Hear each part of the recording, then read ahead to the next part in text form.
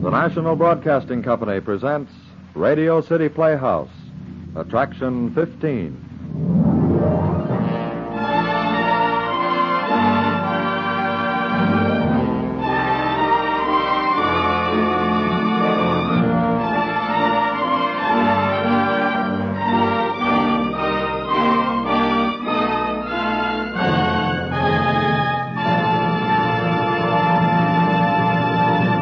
Ladies and gentlemen, here is your director and your host on Radio City Playhouse, Harry W. Junkin. Thank you, Bob Warren, and good evening, everybody.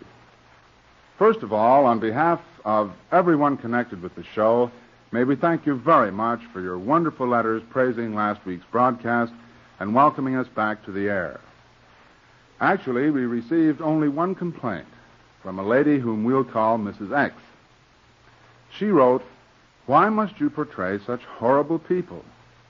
I don't mind listening to Radio City Playhouse, but I'd sure hate to live with anybody who has a mind like yours." Well, Mrs. X, thanks for your letter anyway, and please don't think that you're not going to meet some entirely lovable, kind, good characters on Radio City Playhouse. You are. And in the very near future, so I hope you'll stick with us. Unfortunately, nasty people make good stories. So good, in fact, that we've another one for you tonight, this time by Mr. John Galsworthy. John Stanley plays Keith Darrant. Ian Martin plays Larry Darrant, his brother, in John Galsworthy's The First and the Last, Attraction 15 on Radio City Playhouse.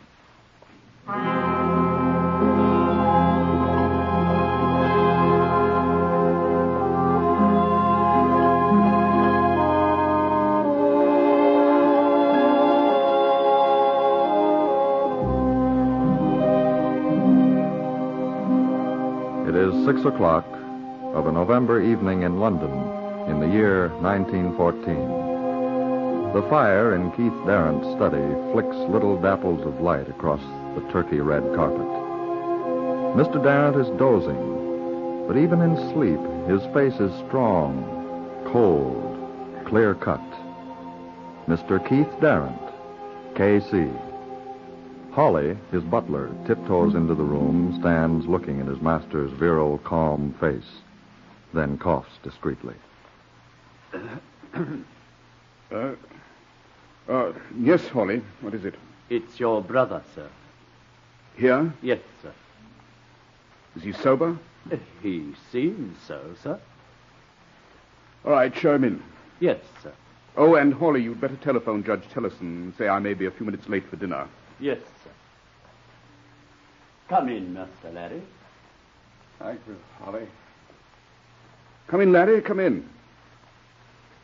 Hello, Keith. Come over here where I can see you. Sit down. You look dreadful. Have you been drinking? Keith, Don't mumble, Larry. If you have anything to say, say it. I suppose you want money. What is it? I've killed a man. You have been drinking. No, it's true. Larry, I have a dinner appointment. Whatever you've got to say, say it. It's true, I tell you. I killed a man. Larry, Last night. you're not serious. Yes, I'm serious. What do you want me to do? I've told you, you're my brother. Can't you understand English? How? When? Tell me. When there's a girl, you see. She's Polish. She married a man named Wallen. He left her with a baby coming. Ran out on her. She lost the baby and almost starved to death. Then I came along. She's not what you'd call respectable. Go on. But, Keith, I've never met a sweeter woman. She's fine and good. Oh, she's so young. She's only 20. Well, last night when I went to her, Warren was there. He turned up again. We had a row. He was drunk and half mad with rage. He came for me and I hit him. I took him by the throat.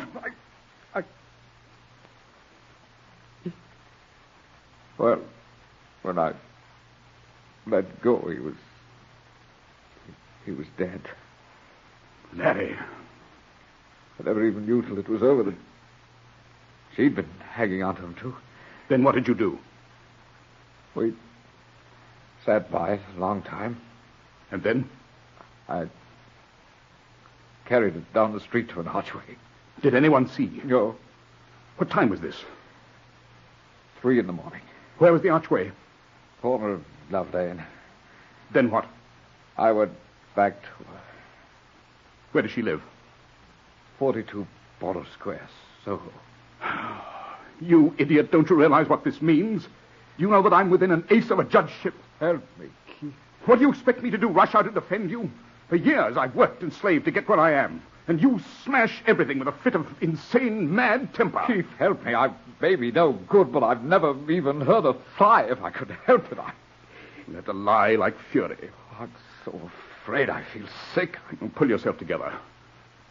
Let me think. You're sure no one saw you? Yes. When you left the girl finally, where did you go? To my rooms. Fitzroy Street?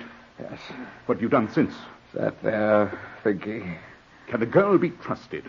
She loves me. Can a woman like that love? Oh, you lawyer. Sometimes I want to... Answer me. All right. I tell you she's devoted to me.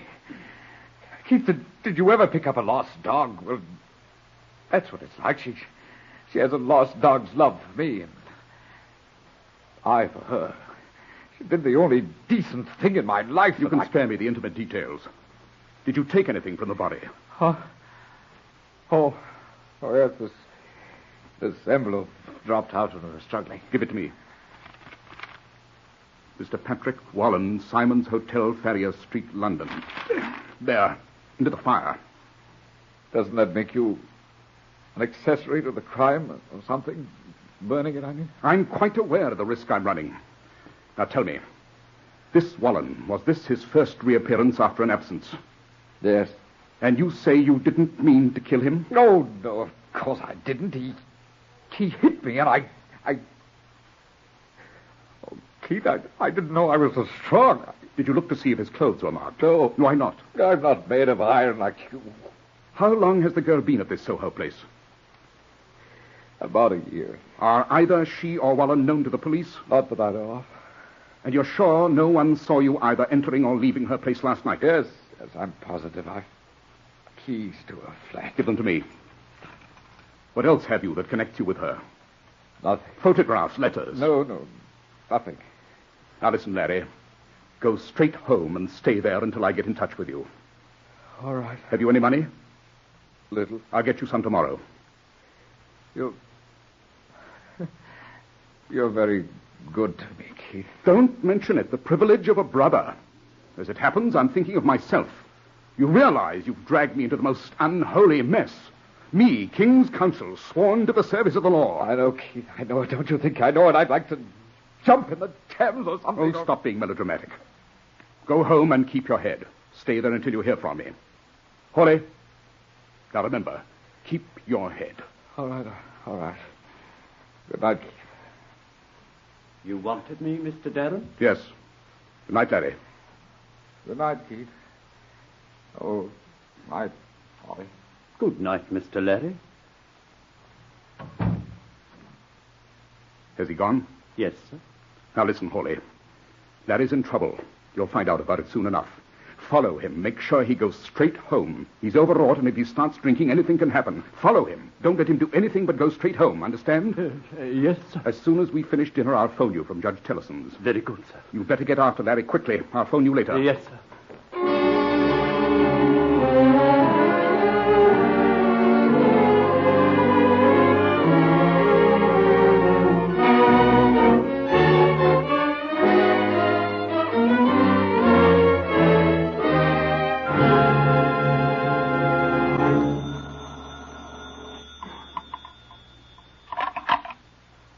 Mr. Darren's residence? Hawley, did he go straight home? Oh, yes, Mr. Darren. You're sure? He went into a chemist's shop. I didn't think it wise to stop him. Chemist's shop? Yes, sir. I couldn't see what he bought. I didn't go in after him. I waited outside and looked through the window.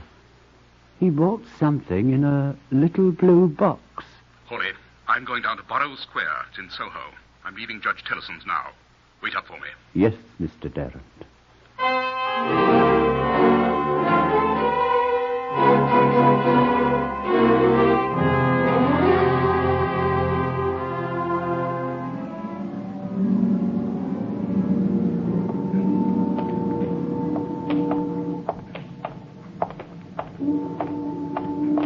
Oh, you startled me, Constable. The fog's so thick I didn't see you.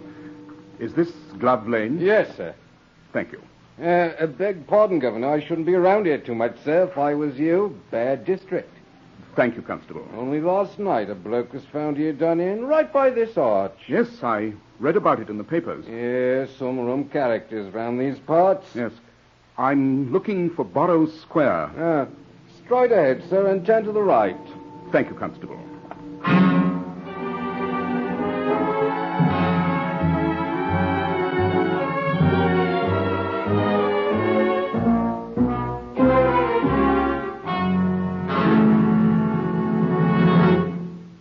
Please don't be frightened. I had a dinner engagement, or I wouldn't have come so late.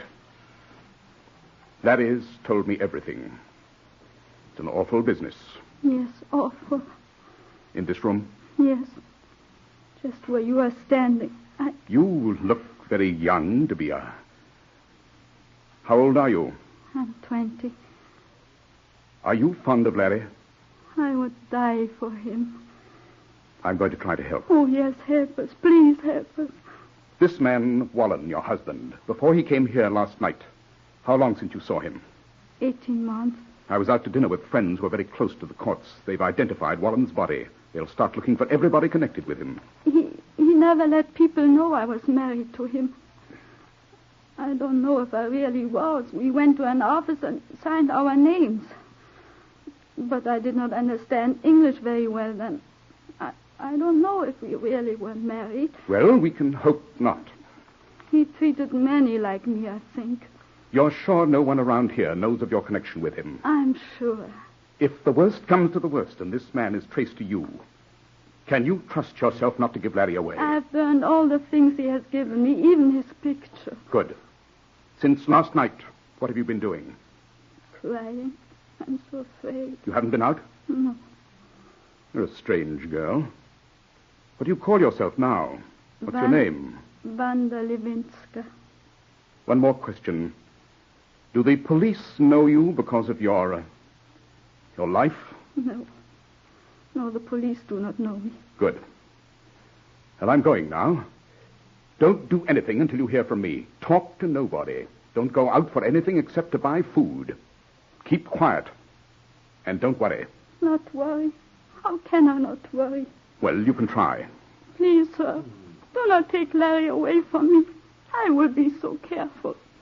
But if he left me, I should die. Please, please, sir, be good to us, to Larry and me.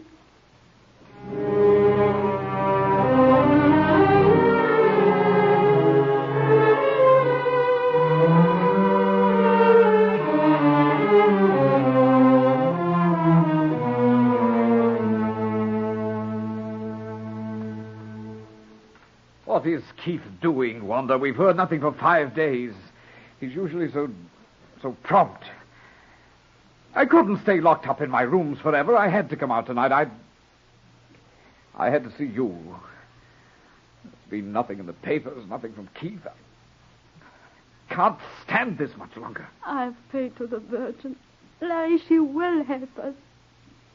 You don't really believe that, do you? Oh, yes. Oh, yes, Larry, I do. I wish I could. Wish I could believe in anything.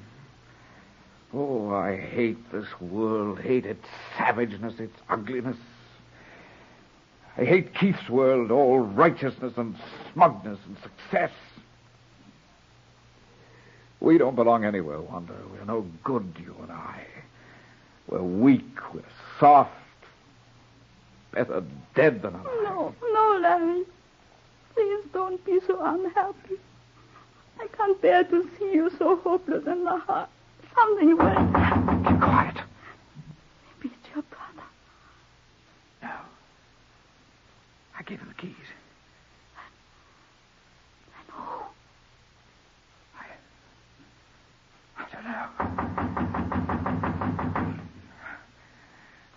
Might as well go.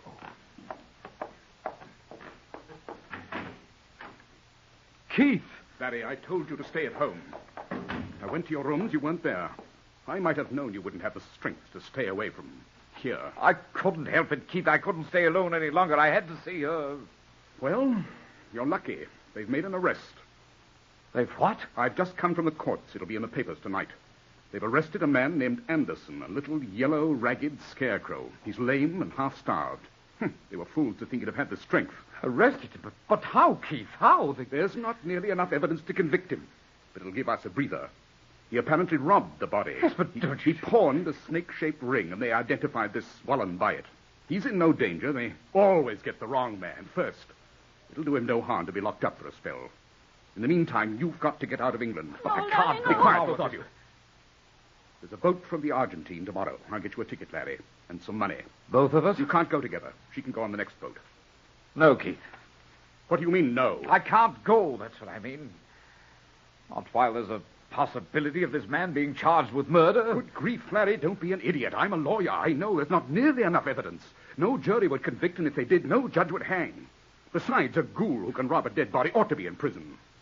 No, Keith. I've got to see it through. Yes, Larry, you must.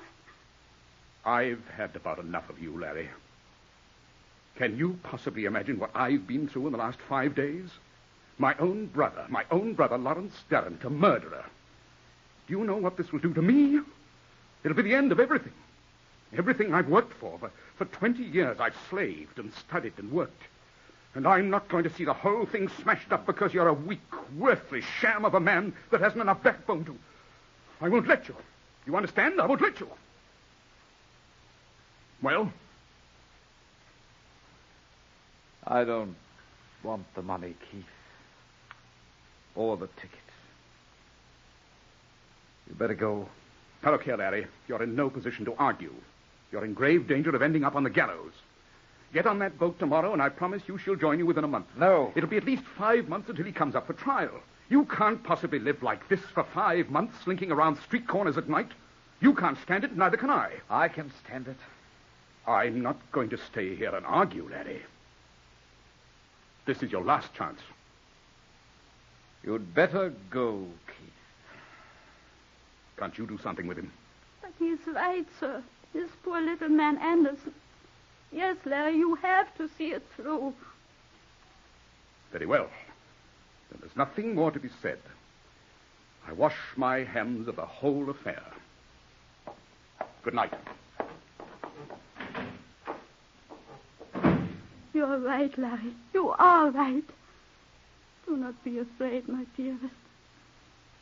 That poor little lame scarecrow. Locked up because of me. Locked up like an animal in a cage. Wondering how this could happen to him. Larry, you're not going to give yourself up. I don't know. I cannot live if you are not with me, Larry. Yes, you can. No, I'm not like you Englishmen. I'm different. Oh, what, of course. Of course you are. I do not care for fine clothes, for excitement. I do not care for much money. I care for you. I've been hungry before. I can be hungry again. But I cannot live without you, Larry. Oh, Wanda, I love you.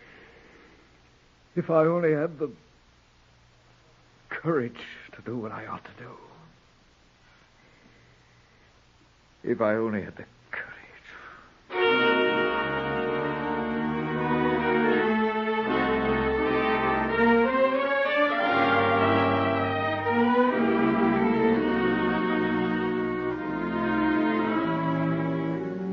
Mr. Darrant, sir. Yes, Hawley? They're going to hang Anderson, sir. They found him guilty of Wallen's murder. They're going to hang him, sir. When did you learn this? Just now, sir. It's in the paper this morning. Didn't you know, sir? No, I've been so busy, I didn't know. Oh, it's a sad business, sir. Larry wouldn't be fool enough to go and confess, to go and blab to the police. Hawley, Get your coat on quickly. Yes. We've got to get to Larry before he makes a fool of himself.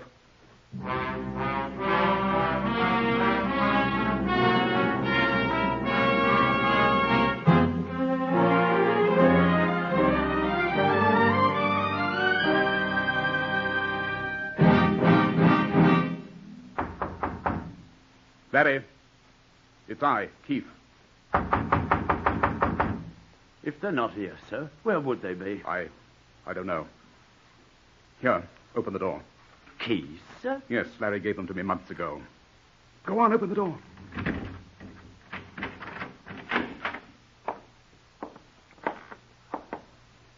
Oh, merciful heavens, Mr. Tarrant. Look! Keep quiet, you idiot. Keep quiet and shut the door.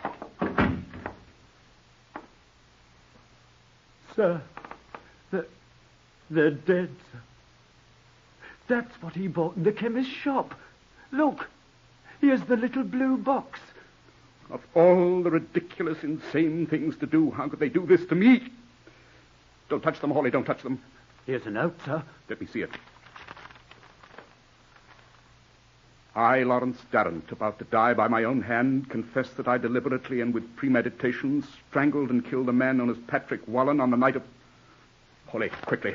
We've got to get out of here. But, Mr. Stand there staring at the man. They're dead, both of them, too weak and stupid to live. Oh, Mr. Come along, Darrant. we've got to get out of here.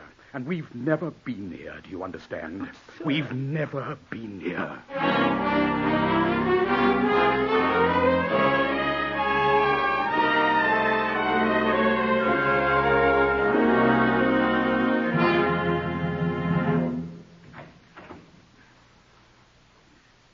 Sir, Mr. Darrant, sir.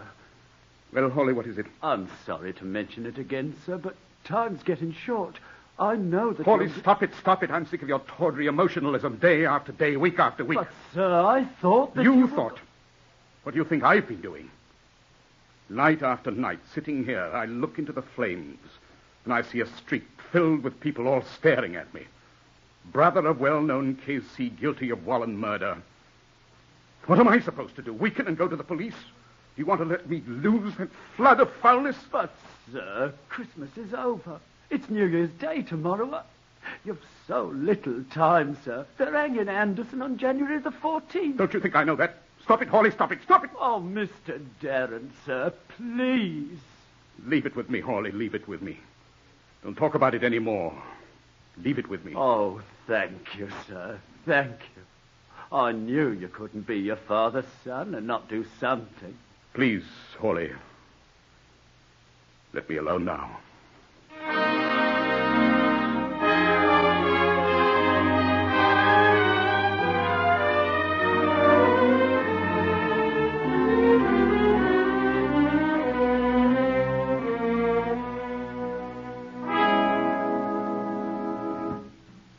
Good morning, Mr. Darrant. What are you doing up so early? This is the day, sir. This is the day. I know it's the day they're hanging him at 5 o'clock this morning and you can't sleep. Mr. Darrant, you've got to telephone the prison. You've still got Mr. Larry's letter, haven't you? Yes, I have. It's here on my desk. There's nothing left out. It's very clear, even to the addresses of people who could identify the girl as having once been Wallen's wife. You haven't much more time, sir. I called the prison last night just to see how long it would take. They've a telephone right beside the gallows, just for last-minute things like this. Oh, let me get them for you, Mr. Darrant. Hawley, put that phone down. Put it down, I say. Hawley, I've decided not to smirch the reputation of my dead brother or my dead mother. Not because of some little sewer rat that isn't worth saving, that's better off dead anyway. Larry's suicide with that woman was bad enough as it was. It involved me in no way, except as a mourner. But now, if I let this confession reach the authorities, I could never escape the gravest suspicion that I had known of the whole affair for the past 3 months. I'd have to go into court. I'd be recognized by that policeman.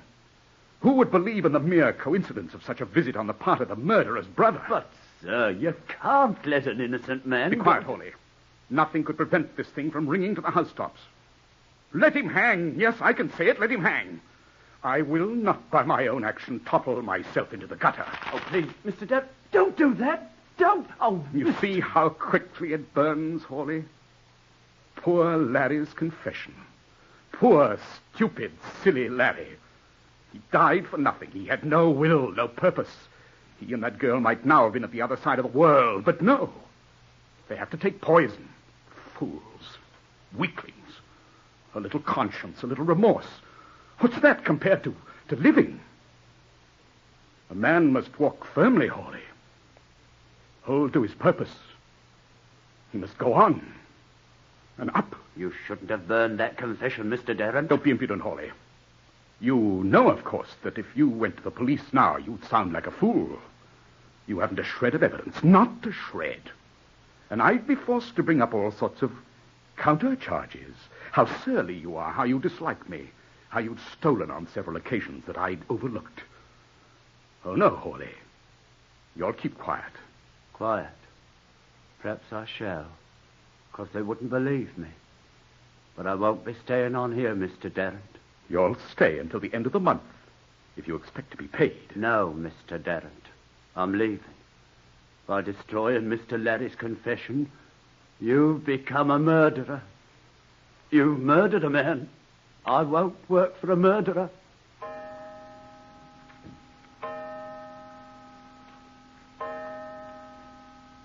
$5:00. Oh, Mr. Darren. Oh, Mr. Darren, sir. Don't you realize that you're guilty, too? Don't you realize that, sir? It's over. It's over. And you're a murderer.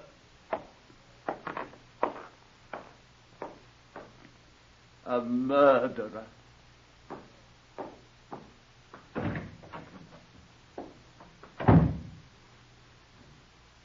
I? A murderer? He's right. That's what I am. A murderer. Murderer.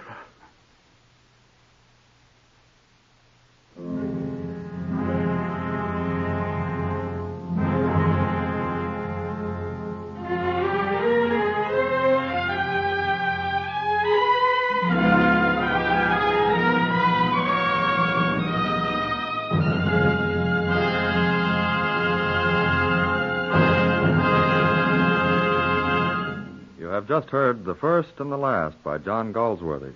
The production was directed by Harry W. Junkin and starred John Stanley as Keith, Ian Martin as Larry. Other players included Roy Irving, Lotta Stavisky, and Eugene Francis. The music was composed and conducted by Dr. Roy Shield. Tonight's story was prepared for radio by Nelson Olmsted. Radio City Playhouse is supervised for the National Broadcasting Company by Richard P. McDonough.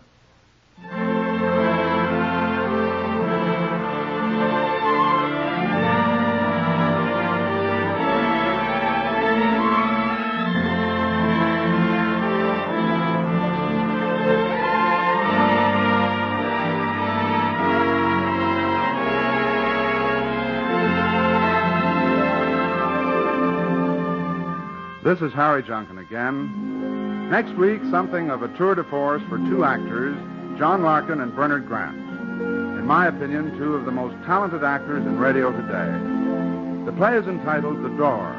Mr. Larkin portrays a criminal, Mr. Grant an Episcopal chaplain. We think you'll find it an exciting broadcast. Good night, everybody.